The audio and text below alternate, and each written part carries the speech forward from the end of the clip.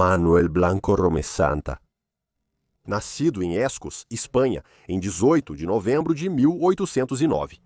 Manuel Blanco Romesanta é o primeiro serial killer registrado da Espanha. Ele era um dos 5 filhos nascidos de pais relativamente ricos, mas um defeito de nascimento não identificado parece ter lançado sua vida inicial em confusão quando ele foi erroneamente identificado como uma mulher ao nascer. Durante os primeiros 6 anos de sua vida, Manuel foi chamado de Manuela e foi vestido e educado como uma mulher seria. Depois de ser identificado como um homem, a vida de Manuel não ficou mais fácil.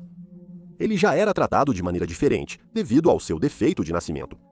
Então, a complexidade adicional de ser considerado uma mulher, depois um homem, tornou sua criação muito mais complicada.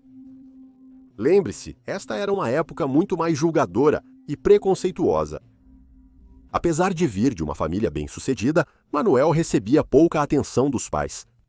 Ele se destacou na educação, no entanto, e rapidamente aprendeu a ler e a escrever. Quando Manuel chegou à adolescência, ele parou de crescer. Estima-se que ele tinha entre 4 pés e 6 e 4 pés.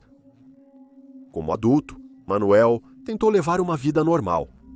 Ele trabalhou como alfaiate e se casou, mas quando sua esposa faleceu repentinamente em 1833, ele trocou seu estilo de vida tradicional por um que o levaria para a estrada e se tornou um vendedor ambulante que viajou por toda a Espanha e Portugal antes de se tornar um guia para aqueles que queriam passar pelas montanhas de Castela. Em 1844, a vida de Manuel teve uma reviravolta chocante quando ele foi acusado do assassinato de um homem chamado Vicente Fernández, um policial em León que estava tentando cobrar uma dívida de Manuel. A dívida era devida a um fornecedor em Ponferrada para o propósito de mercadoria. No entanto, Manuel não pôde ser preso porque fugiu da área, usando um passaporte falso e o nome Antônio Gomes. Embora ele não estivesse presente no julgamento, ele prosseguiu e ele foi condenado à revelia a 10 anos de prisão. Depois disso, Manuel viveu escondido, ciente de que seria preso por uma década se capturado. Ele continuou a viajar e até passou um tempo perto de sua cidade natal, e passou anos vivendo e trabalhando sem ser preso. Ele fez amizade com mulheres locais facilmente e assumiu trabalhos incomuns para homens na época, como fazer fios, limpar e cozinhar. Isso deu a outros homens a impressão de que ele era efeminado e diziam que ele era muito gentil. Algum tempo depois disso, Manuel voltou a trabalhar como guia nas montanhas. Então, ao longo de um período de anos, na cidade em que Manuel se estabeleceu e na área ao redor, as pessoas começaram a desaparecer.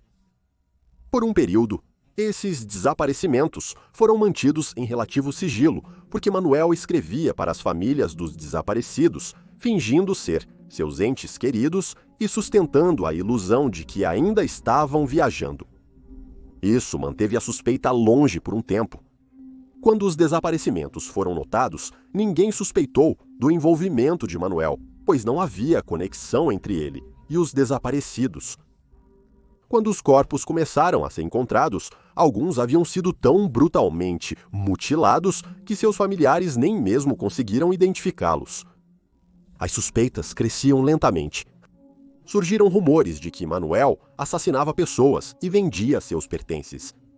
Mas não foi até 1852 que a primeira acusação formal surgiu contra ele. A alegação dizia que ele usava a gordura corporal de suas vítimas para fazer sabão, que depois vendia.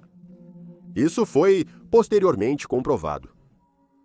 Em setembro daquele ano, Manuel foi preso em Nombela. Ele foi posteriormente transferido para a cidade de Alarás, onde foi julgado por 13 assassinatos. As vítimas tinham de 10 a 47 anos de idade. No início do julgamento, o agora 43 anos de idade admitiu culpa em todos os 13 casos. No entanto, ele alegou que não era responsável por nenhum deles, pois sofria de uma maldição que o fazia se transformar em um lobo. Manuel continuou a dizer que a primeira vez que se transformou estava nas montanhas e foi abordado por 2 lobos. Ele afirmou que durante sua transformação caiu no chão e seu corpo começou a convulsionar antes de rolar 3 vezes. Ele afirmou ter passado 5 dias como um lobo antes dele e os outros 2 voltarem às suas formas humanas.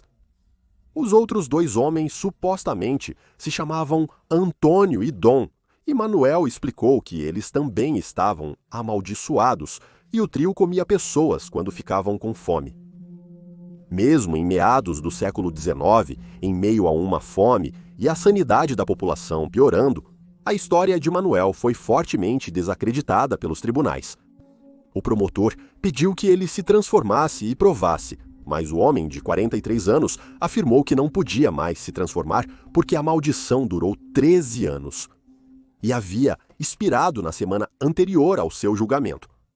Manuel foi absolvido de 4 assassinatos, considerados resultado de um ataque real de lobo. Porém, foi condenado pelos outros 9, pois as vítimas mostraram sinais de terem sido abatidas por um humano.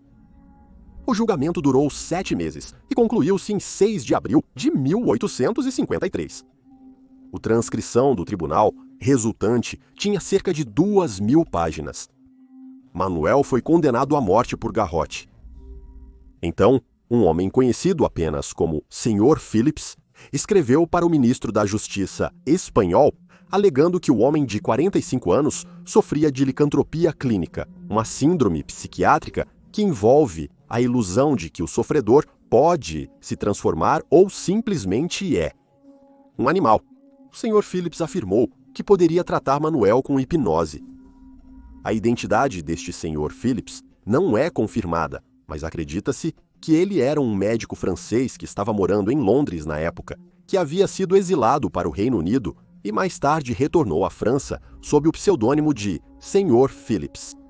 O ministro escreveu para a rainha Isabela II da Espanha, que comutou pessoalmente a sentença de Manuel em maio de 1854 para permitir que especialistas estudassem o caso. A partir daqui, Manuel foi transferido para uma prisão em Celenova, onde foi relatado que o homem de 45 anos faleceu pouco depois de chegar.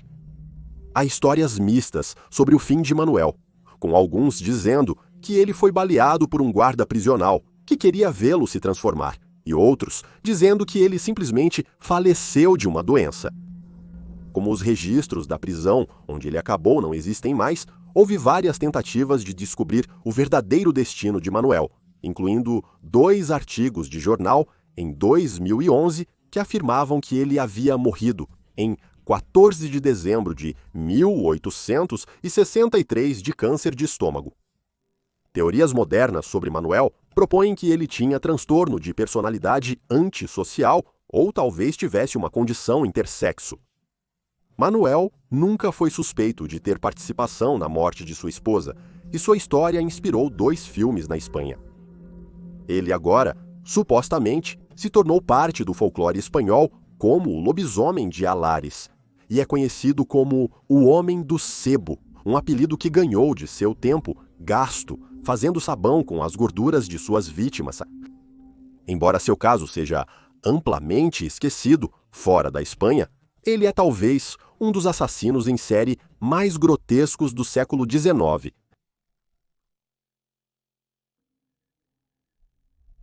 John Edward Roloff. John Edward Roloff, que também é conhecido pelo sobrenome Roloffson, nasceu em 9 de julho de 1820, em New Brunswick, Canadá. Ele era conhecido por ter várias carreiras ao longo de sua vida, incluindo advogado, mestre-escola, fotógrafo e filólogo, mas talvez fosse mais notavelmente conhecido como um criminoso de carreira. Um linguista autodidata, que dominava vários idiomas, ele era considerado um indivíduo extremamente inteligente, mas perigoso. John também é conhecido como o Homem de Duas Vidas, que se originou de uma biografia escrita sobre sua vida em 1871 e como o Gênio Assassino, um nome que seguiu a descoberta de seu grande cérebro após sua morte. O cérebro de John é supostamente o segundo maior já registrado e está atualmente em exibição na coleção de cérebros Wilder no Departamento de Psicologia da Universidade de Cornell, em Nova York. Embora não se saiba muito sobre a criação de John, sabemos que seus pais eram imigrantes alemães e que ele tinha um irmão chamado William, que se tornou um fotógrafo de sucesso. Quando John tinha 20 anos, ele já havia trabalhado em um escritório de advocacia e cumprido 2 anos de prisão por desfalque, consolidando seu status como o homem de 2 vidas. Em 1842, John se mudou para Dryden, no norte de Nova York, onde trabalhou como professor e estudou medicina botânica com o Dr. Henry Bull. No ano seguinte, o jovem de 20 e poucos anos casou-se com Harriet Schutt, a prima de 17 anos do Dr. Bull. O casal abandonou o tradicional namoro formal e seu casamento foi contra os desejos da família Schutt, que não queria que os dois se casassem porque John era de uma classe social inferior.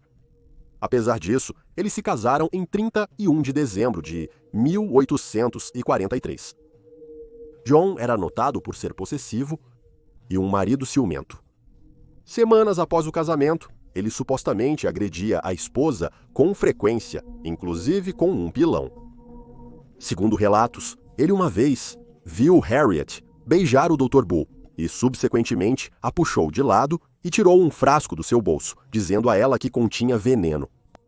Ele afirmou que era o mesmo que ele havia usado para matar sua sobrinha e cunhada, que morreram enquanto estavam sob seus cuidados médicos. John deveria tratar o par depois que eles pegaram uma infecção, mas acredita-se que eles foram as primeiras vítimas em sua série de assassinatos. John disse a Harriet para beber o veneno e eles morreriam juntos. No entanto, sua esposa começou a gritar desesperadamente por ajuda. Então, ele tentou acalmá-la e disse que era tudo uma simples brincadeira. Apesar da natureza perigosa de seu relacionamento, Harriet permaneceu com John e o casal se mudou para Lansing, Nova York, onde Harriet deu à luz uma menina chamada Priscilla. John queria que sua família se mudasse para mais longe dos Schutts e no dia 22 de junho de 1844, o casal brigou por causa disso. John tentou pressionar Harriet a se mudar para Ohio, onde ele planejava se dedicar ao direito ou ao ensino, mas ela recusou e ameaçou voltar para sua família com o bebê. Em resposta, John acusou sua esposa de ter um caso com o Dr. Bull antes de atingi-la fatalmente na cabeça com um pilão grande e pesado. Depois disso, John decidiu que iria cometer suicídio, mas descobriu que simplesmente não conseguia. No dia seguinte, ele pegou um cavalo e uma carroça emprestados dos vizinhos, alegando que devolveria um baú grande para o tio. Seus vizinhos observaram enquanto ele colocava um grande saco na carroça e notaram que John se dirigia para o Lago Cayuga, que ficava na direção oposta de onde ele disse que estava indo. Quando ele retornou, o baú ainda estava na carroça, mas o saco havia desaparecido. John informou aos vizinhos que ele e a família viajariam por algumas semanas, aparentemente deixando a casa vazia. Em desordem, quando ele retornou, circulavam rumores de que John havia matado sua esposa e filho. Embora ele tenha negado isso, a família Schutt então o confrontou. Embora John tenha dito inicialmente que Harriet o havia deixado, ele depois mudou sua história para dizer que o trio havia se mudado para Ohio, mas a família não aceitou essas desculpas, especialmente porque todas as roupas e pertences de Harriet ainda permaneciam na casa que ela havia compartilhado com John. Embora ele tenha tentado fugir da cidade, mais uma vez, John foi perseguido por seu cunhado. Durante esse tempo, ele viajou por Genebra, Rochester e Buffalo antes que seu cunhado o encontrasse e o prendesse em Cleveland. John foi então levado para Ítaca para ser julgado. O Lago Cayuga foi dragado em busca de sinais dos corpos de Harriet ou Priscilla, mas nenhum foi encontrado. Como o grande júri não estava disposto a indiciar John por um assassinato sem um corpo, ele foi acusado de sequestro, No seu julgamento de 1846, John atuou como seu próprio advogado de defesa, focando na falta de evidências que a acusação tinha de que um crime sequer havia sido cometido.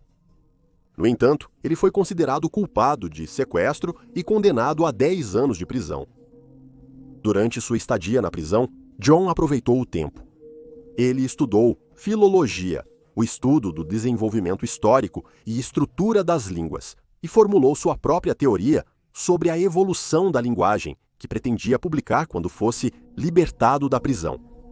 Ele recebeu permissão especial para ensinar outros em sua cela. No entanto, os planos futuros de John começaram a desmoronar quando foi informado que o condado de Tompkins planejava acusá-lo de assassinato após sua libertação. Então ele contra-atacou isso, alegando bis in idem, e começou uma batalha jurídica da prisão. O promotor abandonou as acusações pelo assassinato de Harriet e, em vez disso, substituiu-as pelas de Priscilla. Apesar de ter sido considerado culpado, em 1858, John escapou da custódia antes de ser condenado. Acredita-se que sua fuga foi auxiliada por uma de duas pessoas.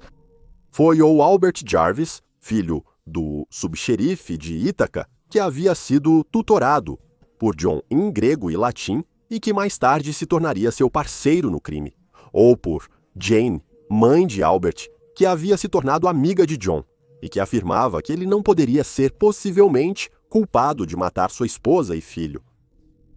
John fugiu para o oeste. Relataram que ele se alimentava de nozes selvagens e comida roubada de fazendas. Enquanto estava foragido, ele teve 2 dedos do pé congelados e os perdeu. Quando chegou à Pensilvânia, rapidamente fez conexões e impressionou os superiores no Jefferson College, que lhe ofereceram uma professoria, mas então ele recebeu uma carta de Albert Jarvis, que afirmou que ele e sua mãe estavam sem dinheiro e precisavam de ajuda. Albert ameaçou John se ele não os ajudasse. Então John foi roubar uma joalheria, onde foi pego e enviado de volta para Ítaca. Mesmo com várias acusações contra o homem de 38 anos, ele foi absolvido da condenação por assassinato e libertado quando as autoridades decidiram não prosseguir com o processo. Depois disso, John mudou-se para a cidade de Nova York, onde ele e Albert Jarvis sobreviveram como criminosos de carreira, roubando de onde e de quem pudessem.